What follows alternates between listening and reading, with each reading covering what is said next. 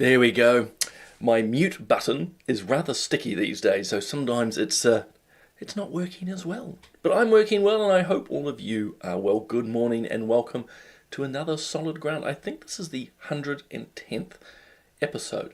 I still find it quite remarkable that, as I might have shared before, when Bob and I sat down and talked about the show or the concept, we didn't even have a name. We had the general concept in mind, and here we are 110 episodes later. So thanks for being part of the program. It's where I talk the current affairs of the day from I would argue, a good solid foundation of politics and ethics, culture and conservatism. So welcome to the show, and know that it's live. If you are on pretty much any platform, you're watching me come from my treehouse studio. I still need to go and do a little video for you guys, so you can get a bit of a feel. I've shared this photo with some of you before. This is literally where I am at the moment. That's from the outside, but I need to do a little video and show you a little bit more. But we're a live show across so many platforms. But if you're on Family First YouTube channel or its Facebook page, then your comments, like Nigel's, will come to me live here in the studio. So good morning. I won't go through absolutely everybody because I'll be here the entire time, but good morning to you all. Got Strongham, good morning to Lynette, lovely to have you here. Rosie, good morning. We've got Harrison, good morning too. Harrison's rightly reminding us that Bob and I have political playback tonight. That will be from 5 o'clock, so join us. There we've got Robin, good morning. Got Food Dogs. You know, I'm going to get that spoonerism wrong, but my still favourite name. Good morning to you all. Look, lovely to have you here. There's a lot to cover. Some new footage which has come out of a King's Counsel, or a KC, so a very senior lawyer in New Zealand. We have the tragic shooting and killing of 10 young people and at least 25 more wounded in Canada. I want to make some comment around that. We've also got a terrible situation in the UK where a boy has stabbed 2 others in London. So I want to talk a little bit about those, and I want to talk about something which is grasping Australia at the moment, particularly the state of Queensland, and that's the baby Samuel situation. This is, I think it was a 16-week-old baby that was born by a botched abortion and left to die as it was sucking its thumb. It's quite dramatic. I'm not going to show the image. If you want to search social media, look up baby Samuel, or look up Dr. Joanna Howe. She is I've interviewed her before on the Family Matters podcast.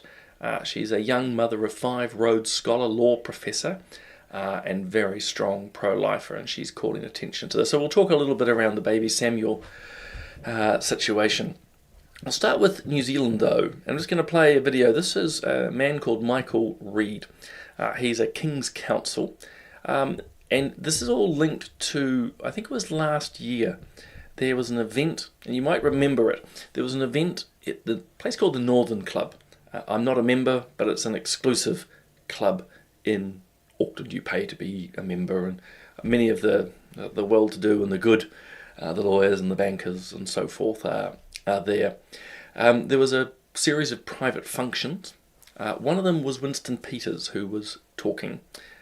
And at the time, a judge, I think it's Judge Aitken, I'm sorry if I've got her name wrong, allegedly, because it is part of a disciplinary process at the moment, the judge made her thoughts known, I think calling Winston a liar. It was all around the Treaty Principles Bill, and I believe too Winston was talking about the place of tikanga likely trumping New Zealand's rule of law and so forth. So Winston was being Winston, but this judge decided that she would effectively push into the event and make her views known. So she's part of a disciplinary hearing. But what came out yesterday was another lawyer, in this case a KC, a King's Counsel, who's, well, take a look at the video yourself. Make your own judgments. I will then comment afterwards. I photograph you. No. And I want to listen to you telling me. I'm just right, asking I'm you. Gonna listen. This is a private function. I understand that. Yes. I understand that. And I understand that, but don't touch me. I'm not touching you. I did not touch you. You will be sued for a lot of money. I did not touch you. Right, well, don't. Make sure you don't. And don't you touch me. But they still No have one's a right touching to you? ask you to leave. Yes, you can, and I'm going to do that. Yeah, and- but I'm going to just be able to make a complaint to the club because I know a Sure. lot of the members. Thank you. I will. Just a moment. Excuse me, just sir. This is a private I function going understand on. that. You are part of different function. Can you follow me?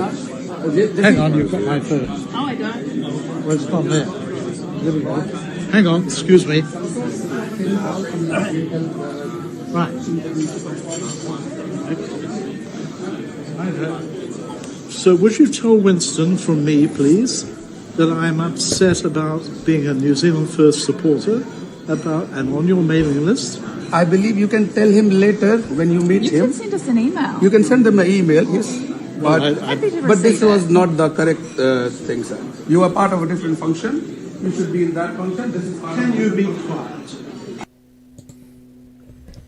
So I don't know about you, but I think that behaviour is totally inappropriate, rude and obnoxious. Look, we're all human beings, but it's not what we expect of someone who's a KC, just as we do not expect the behaviour of the judge who's been called out for her behaviour around this function. It's not the done thing, if you could put it like that. Again, I just think it's appalling behaviour, and as I noted on social media, what's wrong with some, and I want to stress that word some, but what is wrong with some of our KCs and judges? This obnoxious sense of entitlement.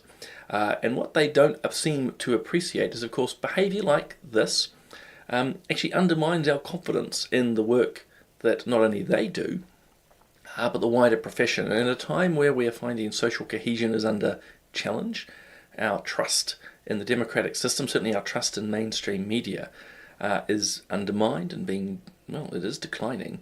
Now you have some, stress that word again, some KCs, some judges acting like absolute idiots. And as Fourth Adam has noted in a comment, entitled, I think it's a really good word for it. These people do come across as exceptionally entitled. And I thought, actually, the gentleman, I assume he's from this exclusive Northern club, the staff member or manager, exceptionally good. I mean, what a contrast to this Michael Reid QC. Again, obnoxious, entitled, arrogant. The staff, very calm, gently encouraging him on. Kudos to him. I hope actually his managers, acknowledge that. But it's a small point at one level, but I just think this behaviour is just totally unacceptable, and there should be consequences. Now, I know for the judge, and again, I apologise that I think it's Judge Aitken, but if I'm getting that wrong, I don't mean to malign anyone. But the woman, the judge, who decided yelling at Winston Peters at a private function, she's through a disciplinary process at the moment. Let's see what happens there. With this KC, again, I just think appalling behaviour, which is one of the reasons I'm sharing it with you. To be fair, the New Zealand Herald, that's where I've got the video clip from, has put it up. I think more people need to see it. I think he needs himself to be held to account. And I would hope that as a KC, that he's not on any taxpayer-funded boards, inquiries, or anything the like. He clearly has no judgment. And as people have said, entitled, obnoxious, arrogant. So appalling behaviour by these two, but I thought I'd just draw it to your attention. And then we have this terrible, terrible situation happening in Canada. And I don't think I've loaded that properly, which is why I've disappeared off the screen. Let me see if I can fix this for you. I possibly can't, so don't worry about it. So this is a situation in Canada. I'll come back in a moment. You can see my ugly mug. But in Canada, we've got the situation where 10, I believe, children or young people have been killed, I think in 2 separate locations, and 25 injured.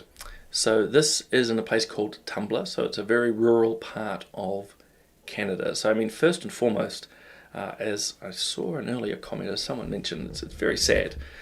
I mean, imagine being the parents and all of a sudden a phone call out of the blue to say your child's been killed. And we've got a small hint of that tragedy here in New Zealand of late with obviously what happened at Mount Maunganui. 8 people died it's a horror that it's hard to fathom. At one moment, your family, kids, like they were at the Mount, going to cook breakfast. Next minute, there's a landslide and they're dead. Here in Canada, more tragic because it is looks like a direct attack. It's not a force of nature. The person involved, I'm going to come to that. The person involved goes and kills 10 and injures 25. So it's amongst now one of the worst mass shootings in Canada.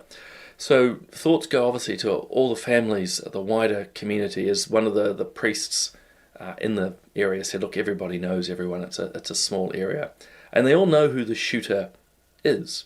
And I suppose that's the key point I want to make this morning is it's believed that this is another trans shooting, that the person is a biological male, the man, the boy, the young person, a biological male, but been transitioning to think he's female, along with an unhealthy obsession with guns. It's a fusion we've seen, unfortunately, too often. But we need to underline that the police officials have not named the suspect at the moment. The suspect is believed to have killed himself. It is indeed a guy as well. So he's dead. But they haven't released any details. So I think it's important to say it's still speculation and we need to treat it as such. But the wider point here is twofold. Is why is there such reluctance when more likely than not it's a person who doesn't fit the norms, is not raised. The details are not given out. And secondly, media in particular, but also officials, obfuscation, the way that they try to obscure the facts. So they've already described this as a gun person. I don't know about you, but I've never heard of a gun person before. And others have described, and I think it was one of the police officers, described this as a female in a dress with brown hair. Again, these are very strange phrases. And I say that's one of the 2 points. The lengths that media and officials go to try and hide the facts. It shows that they do know. They know who the person is. They know the details of them. But they're going out of their way with stupid language like gun person to hide the reality. And the second point being, if they know the details, they just say them. But it seems that some groups get protected. They'll do all and everything they can to not actually tell you the truth. And at the moment, it could be speculation. I could be back here on Tuesday, on the next solid ground saying, well, actually, look, the rumours were this, but the actual person was that. But at the moment, it does seem that the person is a biological male, but they're already trying through media and elsewhere to intimate that it's a female. Not only does that skew the data, it's just not correct. And I think all of this, again, is undermining trust and confidence in our systems. I have no doubt that if it was just a young Canadian man who did this, that would be in the news immediately. Very, very swift. But what's happening now, and it's the irony and paradox, of course, is when the officials, when the police, media don't report who it is, our suspicions instantly go up and go, oh, interesting, they're not telling us. It's similar of what's happened in the UK. 2 boys were stabbed in London by another boy. It's claimed that he was crying Allah Akbar and he was found in a mosque afterwards. Now look, those can be just secondary considerations, but what the media and officials are not doing by keeping a silence is it leaves a huge space for even more speculation, and certainly we can say even more mischief that you'll see on social media as people take tidbits of information or misinformation and run with it. So I suppose really my encouragement to all of us is, firstly, always be aware when things are speculation. We do wait for confirmation, but we really should expect better of our officials, police and media to actually put out the details of a suspect as quickly as they can. Because when they don't, as they are doing in Canada, not only does it fuel speculation, but it's sort of like a massive red flag to go, oh, okay, it's one of the groups that you'd like to protect. And the last point that you'd make about this Canadian situation, if indeed it turns out to be the person that everyone is saying, in fact, that priest I referenced from Tumblr in Canada said, look, we know who it is, and it's no surprise. It's no surprise, which is tragic in itself to hear. But it is a guy who thinks he's a woman, and had an unhealthy obsession with guns, it pretty much follows that he had an array of mental health issues. And again, what we have seen online, speculative, it's very clear that he has. And it's well known in all the research that people with gender dysphoria, by and large, have a whole lot of other mental health issues, from anxiety to depression and so on. Now, trans activists ignore all of that. In fact, they try to say that the gender dysphoria, the way that they're treated, causes the depression and so on. That's not true. There's no evidence of that, and of course it's intuitively not correct either. Basically, it's an array of mental health issues. Gender dysphoria becomes part of it. So we really need to address the mental health issues that are facing, particularly these young people, to help them as we can. Because amongst other things, you're going to see more tragedies like we've just seen in Tumblr in Canada, when we indulge the delusion and then you mix that with guns, innocent people die. And as we know, this is not the first case of a transgender shooter. In fact, I don't have the entire list in front of me, but just in the last couple of years, a notable number. Again, young people struggling with life, being indulged in that regard, access to guns for a reason I don't understand. And then people dying. I think it's just terrible. And as people are noting in the comments, and there's too many of them for me to quickly put up, but the silence, the silence really just confirms the heart of the issue. So let's keep those families in our prayers. As I say, not only have they lost their kids, I mean, it's just beyond comprehension at one level. But the shock factor as well. You know, you send your kids to school and then this happens. So absolutely tragic. And I see others are noting that some news outlets in Canada are talking about this now quite assertively as a woman. There's a small chance that's correct, but it does seem from other reports which are coming out, and as I say, the relative silence of officials, police officers talking about a gun person, indicates that there is actually a truth here that they're not willing to share, which, you know, again, I think is quite sad. And similarly in the UK around the stabbing of those two boys, so not good at all. Jumping back quickly to New Zealand, this is just a small point, and this is credit actually to the taxpayer union who flushed this out. So Creative New Zealand is one of our arts funders here in New Zealand. Excuse me, I'm just going to have my little cup of coffee. Then I should really turn back and have a look, excuse me, to some of the comments. There we go. So, long and short, this is your taxpayer money. That's, in this case, funding drag workshops in Samoa, which I think is wrong on a number of levels. Why are we spending New Zealand money, in this case, for workshops in Samoa? I would have thought Creative New Zealand would have a bit of a hint in its title that, you know, the money should be in New Zealand. Secondly, Samoa, as we know, is actually a very conservative country. So this is political activism by Creative New Zealand to fund, in this case, drag queens to go into a strongly Christian, strongly conservative country. It's just absolutely ridiculous. But my main point is just what an absolute waste of taxpayer funding. I mean, fundamentally, as you know, living is not getting any cheaper. The government continues to spend more and indebt us more. We can't even stop sewage leaking into Wellington Harbour, for example, or make the trains run here in Auckland. Get this, they were doing repairs all weekend, and then the day they were meant to reopen, they found they'd done it wrong. So, I mean, it's beyond a joke.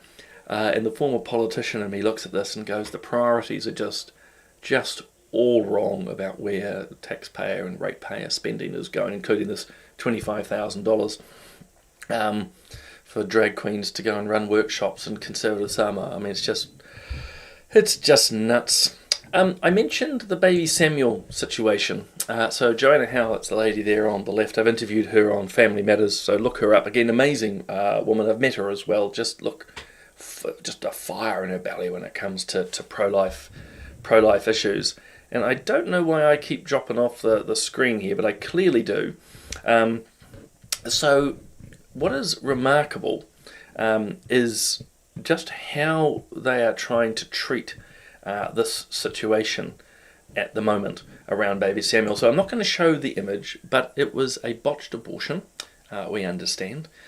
The baby was born and left basically to die. As we know, it happens here in New Zealand. It was why I moved an amendment in Parliament in 2020 to actually say medical care should be given to a child. That, of course, was defeated. I mean, it's quite, when you think about it, just appalling that a majority of MPs said it's all right to leave a born baby to die. We know that there's at least 80 botched abortions in New Zealand a year. That's from official sources, from OIA's Bob, and I've written about and talked about that before. But in this case in Queensland, one of the nurses, it seems, has become a whistleblower. We don't know who, and nor do we need to know, but has taken a photo of baby Samuel sucking its thumb. So again, it's probably would not have survived at 16 weeks, but it survived for at least half an hour, the child, the baby Samuel, they're calling it. Now, the whistleblower is traumatised, but the image, as I say, I'm not going to show it here. I've ummed and ahed about that.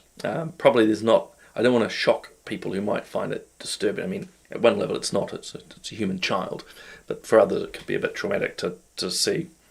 But if you want to, you can look it up, including on Joanna's social media. So firstly, kudos to her for making this public. But what has been striking is the almost immediate attempt by the hospital and senior politicians to have the image banned. Just gallingly striking. They're arguing in this case, the hospital's screaming it's a privacy issue, and to an extent they're correct. Except, of course, baby Samuel is now dead, so his privacy is not impacted. No one really is identifiable by this.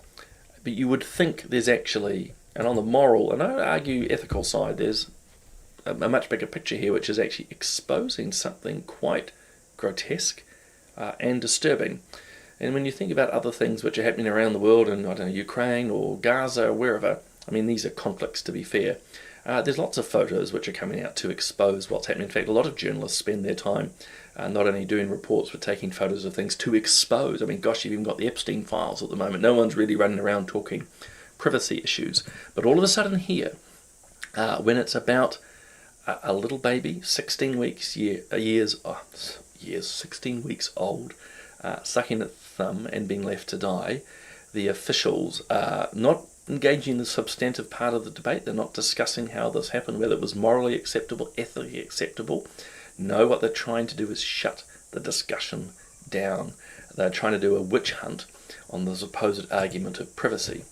And then the Premier of the state of Queensland is working as hard as he can. I think his name's Christopher, as in his surname, to have all the images removed. He's chasing the likes of Joanna Howe's Instagram and Facebook and X and other accounts to have the image removed. Again, when you think about it, that's quite extraordinary.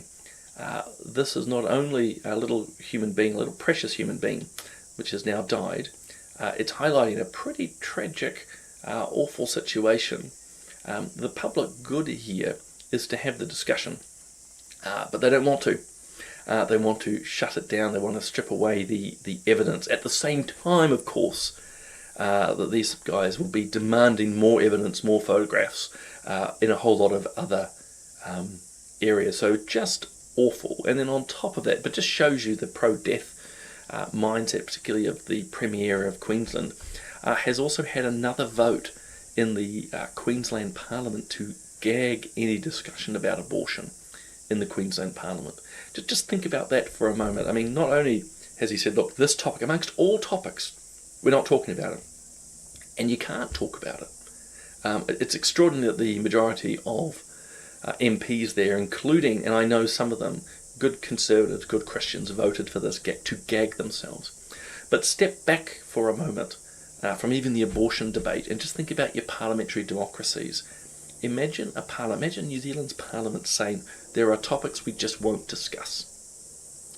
You should be very worried about that. The idea that some topics become verboten, that are forbidden, is the antithesis of a parliamentary democracy. So it's very sad to see this operating in Queensland because, of course, what's the next topic which is off the table? here in New Zealand it hasn't happened here yet. Let's hope it never happens here.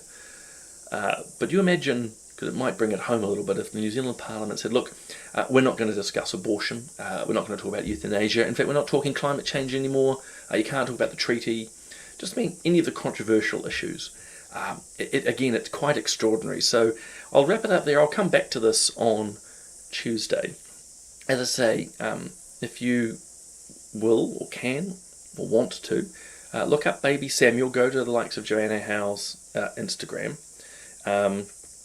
and have a look. Again, I don't think it's particularly disturbing. It was a 16-week-old child that survived for 30 minutes after a botched abortion. No one did anything. A whistleblower's taken a photo. Obviously the pro-lifers there are up in arms, but the political class are working as hard as they can, and the media of course aren't reporting it beyond, it's a privacy issue, how dare they take this photo. Of course they don't say any of that from other areas. So look, check it out. But in the meantime, you guys have a wonderful Thursday. God, it's Thursday. Where is time going? It's Thursday, so of course we have political playback tonight. Know, of course, that on our website, Family First website, you can watch, read and listen. We have so much content.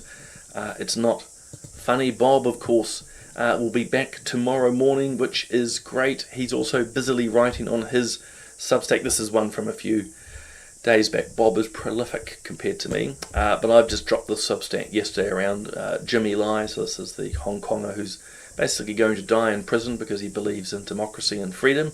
And I also talk about my experience. I've been mentioned several times in the court case, which is all a bit upsetting really, because things that I've said and written along with other political figures in the past have been used to convict him, which is pretty sad. And then switching platforms, if you are on RCR, go and check out my interview with Lucy Rogers. She was the quiet protester on Queen Street that was arrested by police, not the thugs yelling and screaming who were walking down the street protesting.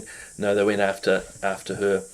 Anyway, guys, heavy topics this morning, but I hope you have a wonderful rest of the day. I can see in the news it's meant to be extremely hot and muggy, certainly up here in the north, and then a bucket load of rain coming over the weekend. So it's been a strange summer. And Kat says, is there cicadas? There certainly are. My microphone is meant to be able to take care of a lot of this, but it can't. But just to give you, Kat and others who might be coming later, this is me. This is a photo, not a live shot. This is the tree house. This is my studio.